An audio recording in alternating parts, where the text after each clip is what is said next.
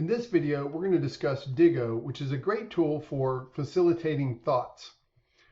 Now, Diigo allows for the collecting, organizing, curating, and sharing of sources and acts as a sort of social bookmarking tool, but has some additional functionality such as annotating, highlighting, cropping, taking screenshots, and then annotating and sharing those as well. You can go to diigo.com, D-I-I-G-O, and log in there. But there's also a Diigo web plugin that allows you to work with Diigo there. So we simply log in using our Google. And here we have the library, and this is my library of a few collections that I'm using for illustration purposes. They have a new tool called Outliners, which we'll look at in a little bit. You can also set up groups. And right here, I've set up a single group, but I can create a group and I can break this up by classes, by small groups within classes, etc. So you have a variety of options here on how you want to make this collaborative. If you want to make it sort of small group collaborative or whole group collaborative, either one of those would work. Now, the way this works is if you want to add a bookmark, you simply go to a website and you can add the bookmark directly there. You can add an image, you can add a PDF, or you can add a note to a page. You can also do bulk edits, so you can do large groups. You can tag items as well. And then the power really is annotating and highlighting, in my opinion. So if we look here at Abraham Lincoln's papers, this is just a random site on the Library of Congress page, and I want to annotate things. Now I've noticed here the Diigo plugin, I can save this bookmark. So new one, I can add tags to it. So Lincoln, papers, whatever I want to add. I can add to the outliner. The outliner is just a different way of organizing collections of resources. And then I can share to a particular group. Now I'm not going to share it to this group, but I could share it to that group very easily here. And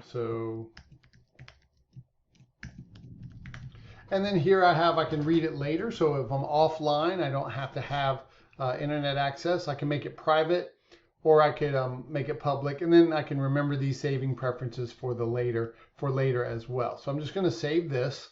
Now I notice that I have some options up here, and the first one is I can highlight. So I'm going to select highlighting in yellow, click on it, and then I can highlight various content on that page. So as a teacher, if I wanted to focus the learner's attention, I could do that by highlighting various selections of content.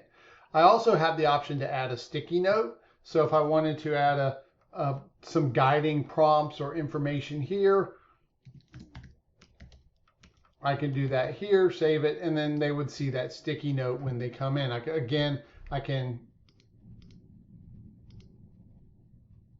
can share this to a particular group.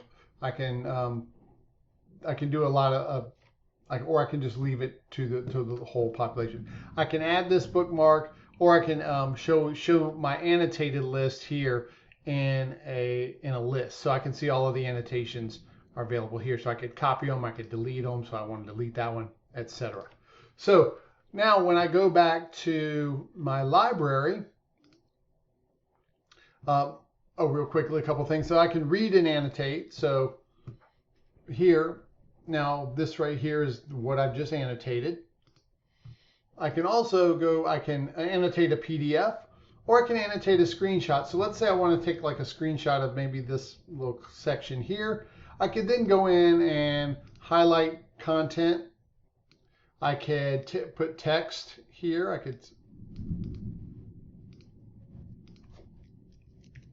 Chaplain. Obviously, this is not well designed. I can point to different things.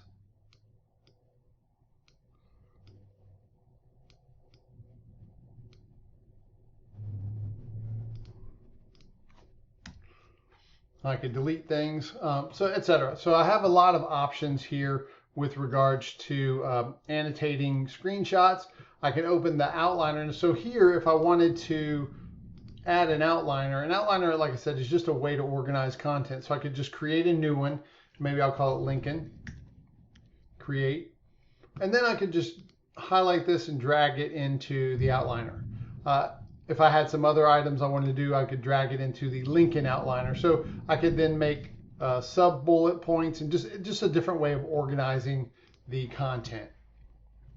Now, so if I wanted to share items so that have been annotated, I can simply click here and I can edit the annotation, I can delete it, I can get a shareable link. So now when I share this link with anybody, it doesn't take them to the regular site, it takes them to my annotated site with sticky notes and whatever other elements I have created. So again, as a teacher, I can share resources that have been annotated with highlighting important points or things you might want to focus on, or adding sticky notes for prompts. As a learner, from a learner perspective, I could use it to highlight important information that I might share with my group members or whatever, to highlight things that jump out at me as potentially important as I'm going through the sources process and the historical inquiry process. So that's just a couple of things here that are some nice tools for working with organizing thoughts and resources to support various aspects of the sources framework. So this is Diigo. We hope you find it a useful tool.